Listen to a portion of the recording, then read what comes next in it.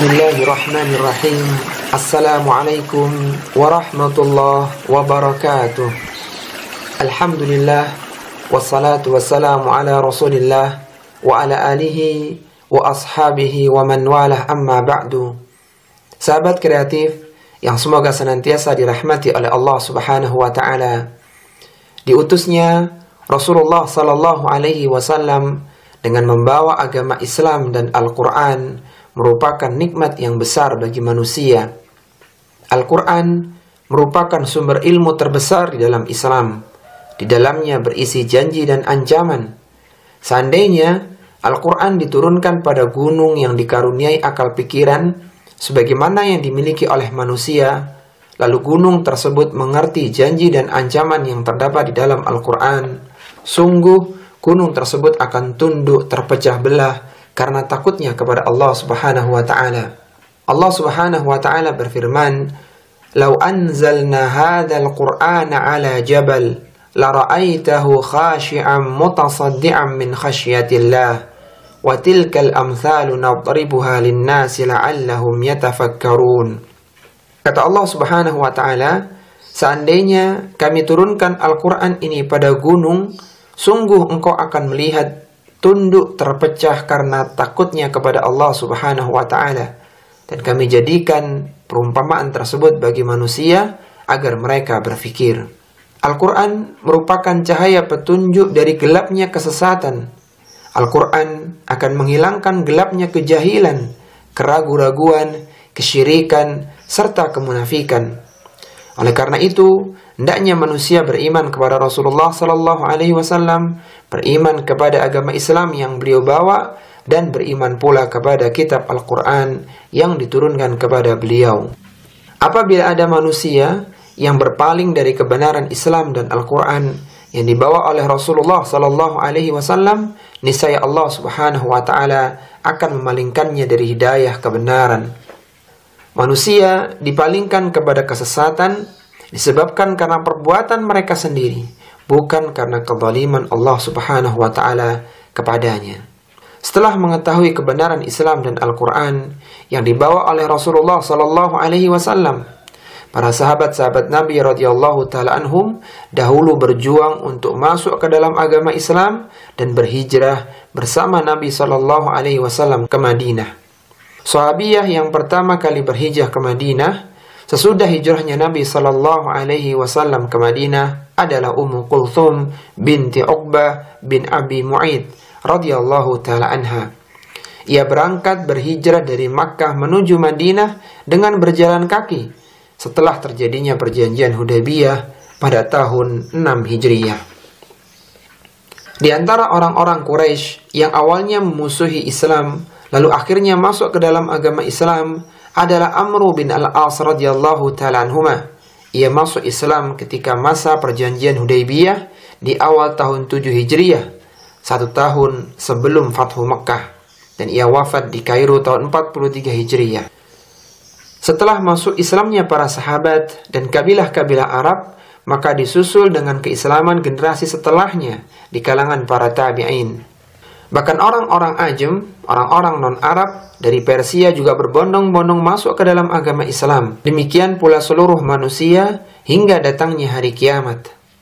Setelah mengetahui kebenaran Islam dan Al-Quran, maka ada 3 hal yang perlu dilakukan oleh setiap muslim dan muslimah. Yang pertama adalah dia harus berilmu. Setiap muslim dan muslimah hendaknya berupaya untuk mempelajari ilmu Islam agar ia mengetahui kebaikan-kebaikan yang diperintahkan dan mengetahui keburukan-keburukan yang dilarang di dalam Islam.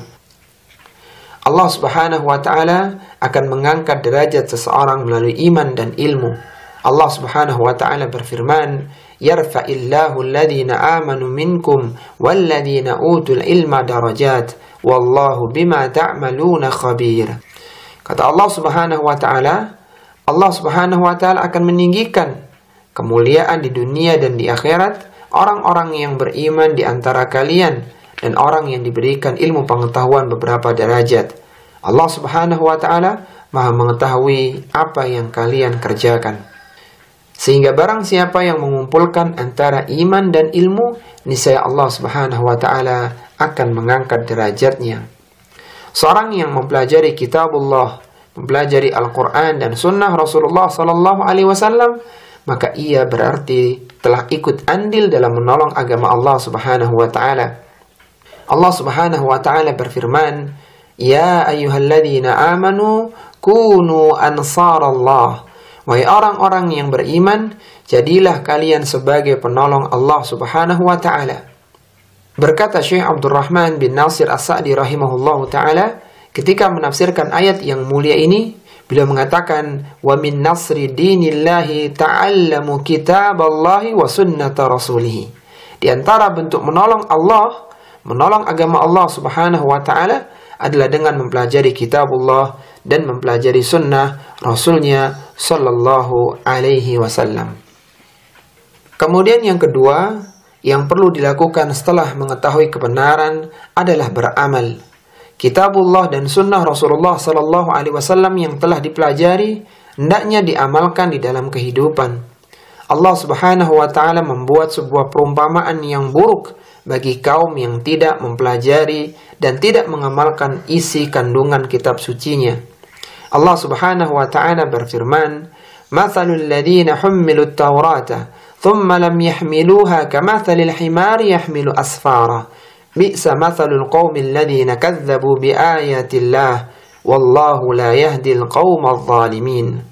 Kata Allah Subhanahu wa Ta'ala, perumpamaan orang-orang yang dibebani untuk membawa Taurat, kemudian mereka tidak membawanya, mereka tidak mengamalkannya, adalah seperti keledai yang membawa kitab-kitab yang tebal, yang tidak tahu apa isi yang ada di dalamnya, dan tidak dapat mengambil manfaat dari kitab-kitab tersebut.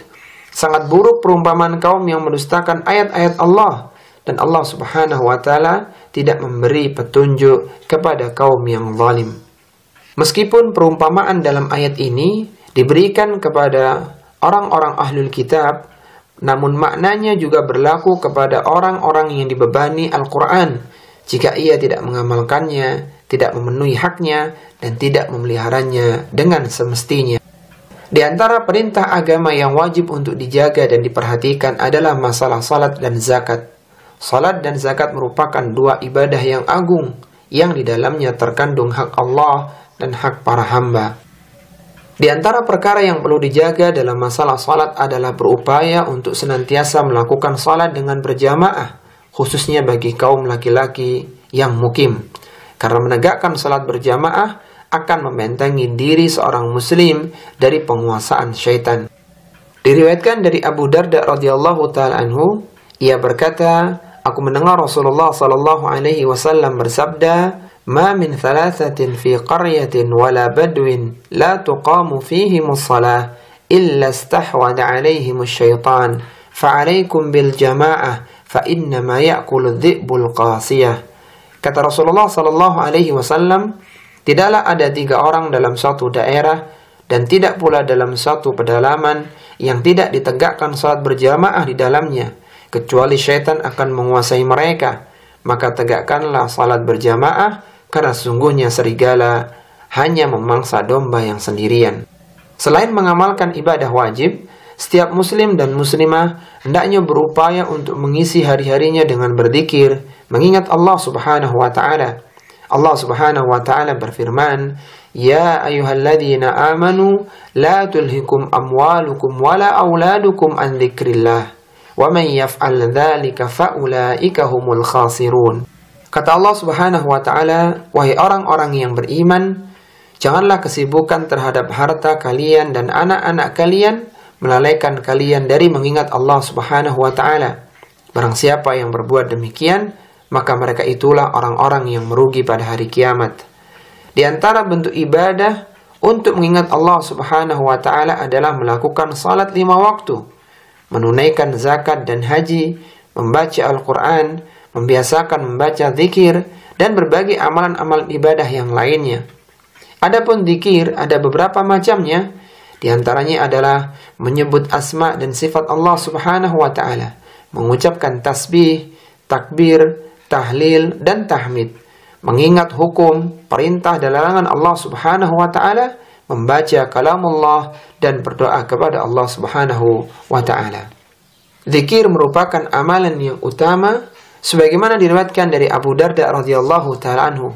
Ia berkata, Nabi sallallahu alaihi wasallam bersabda, "Ala unabbi'ukum bi khairi a'malikum wa azkaha inda malikikum wa arfaiha fi darajatikum wa khairul lakum min infaqi dhahabi wal warik wa khairul lakum min an talqaw aduwakum fatadribu a'naqahum wa yadribu a'naqakum." Qalu bala, qala dzikrullahi ta'ala. Kata Nabi sallallahu alaihi wasallam, maukah kalian aku beritahukan tentang suatu amalan yang lebih baik dan lebih bersih di sisi Rabb kalian, lebih meninggikan derajat kalian, lebih baik daripada infak dengan emas dan uang, serta lebih baik bagi kalian daripada kalian berjihad berhadapan dengan musuh kalian yang kalian memenggal leher mereka dan mereka memenggal leher kalian. Para sahabat menjawab, tentu. Nabi sallallahu alaihi wasallam bersabda, dzikrullahi ta'ala, yaitu mengingat Allah subhanahu wa ta'ala. Di antara baca zikir yang ringan untuk diucapkan namun pahalanya akan memberatkan timbangan amalan kebaikan pada hari kiamat adalah membaca tasbih. Sebagaimana diriwayatkan dari Abu Hurairah radhiyallahu taala anhu, ia berkata, Nabi sallallahu alaihi wasallam bersabda, "Kalimatani habibatani ila rahman khafifatani ala lisan thaqilatani fil mizan subhanallahi wa bihamdihi subhanallahil azim." Dua kalimat yang dicintai oleh Allah subhanahu wa ta'ala ar-Rahman, yang ringan diucapkan di lisan namun berat pahalanya di timbangan pada hari kiamat, yaitu bacaan zikir subhanallahi wa bihamdihi subhanallahil azim. Maha suci Allah subhanahu wa ta'ala, segala pujian hanya baginya. Maha suci Allah subhanahu wa ta'ala yang maha agung. Bacaan tasbih juga akan menghapuskan berbagai kesalahan. Rasulullah sallallahu alaihi wasallam pernah bersabda, "Man qala subhanallahi wa bihamdihi fi yawmin mi'ata marrah hatta khatayahu walau kanat mithla zabadil bahri." Barang siapa yang mengucapkan subhanallahi wa bihamdihi, maha suci Allah subhanahu wa ta'ala, segala pujian hanya baginya, 100 kali dalam sehari, maka akan dihapuskan kesalahannya meskipun kesalahannya sebanyak buih di lautan. Kemudian yang terakhir yang perlu dilakukan setelah mengetahui kebenaran adalah bersabar. Setiap muslim dan muslimah hendaknya senantiasa bersabar ketika mendapatkan musibah, bersabar ketika menghadapi fitnah, bersabar terhadap berbagai macam gangguan yang menimpanya. Seorang yang beriman kepada Allah subhanahu wa ta'ala, maka Allah subhanahu wa ta'ala akan berikan petunjuk kepada hatinya untuk bersabar dalam menghadapi musibah, serta ia tidak berburuk sangka kepada Allah subhanahu wa ta'ala. Allah subhanahu wa ta'ala berfirman, "Ma asaba min musibatin illa biiznillah, wa man yu'min billahi yahdi qalbah, wallahu bikulli syai'in alim." Kata Allah subhanahu wa ta'ala, tidak ada suatu musibah pun yang menimpa seseorang kecuali dengan izin Allah subhanahu wa ta'ala. Barang siapa yang beriman kepada Allah subhanahu wa ta'ala, niscaya Allah subhanahu wa ta'ala akan memberikan petunjuk kepada hatinya, yaitu akan dijadikan hatinya itu bersabar dan tidak berburuk sangka kepada Allah subhanahu wa ta'ala. Dan Allah maha mengetahui segala sesuatu. Kesabaran terhadap musibah yang utama adalah pada hentakan yang pertama dari musibah tersebut. Sebagaimana Rasulullah sallallahu alaihi wasallam bersabda, "As-sabru inda sadmatil ula." Kesabaran itu pada hentakan yang pertama. Tidak berburuk sangka kepada Allah subhanahu wa ta'ala ketika mendapatkan musibah merupakan satu amalan yang utama. Setiap musibah yang menimpa seorang muslim akan menghapuskan dosa-dosanya. Maka semakin bersabar seorang ketika mendapatkan musibah, akan semakin banyak pula dosa-dosanya yang akan diampuni oleh Allah subhanahu wa ta'ala. Inilah 3 hal yang perlu dilakukan setelah seorang itu mengetahui kebenaran. Yaitu yang pertama adalah dia berusaha mengisi hari-harinya dengan berilmu, mempelajari ilmu Islam. Kemudian yang kedua, mengamalkannya dalam kehidupan. Dan yang ketiga adalah bersabar di dalam menghadapi perkara-perkara yang tidak menyenangkan. Semoga yang kita bahas ini bermanfaat. kita akhiri. Wassallallahu ala nabiyyina Muhammadin wa ala alihi wa sahbihi wasallam. Subhanakallahumma wa bihamdika asyhadu an la ilaha illa anta astaghfiruka wa atubu ilaik. Wa akhiru da'wana alhamdulillahi rabbil alamin. Wassalamualaikum warahmatullahi wabarakatuh.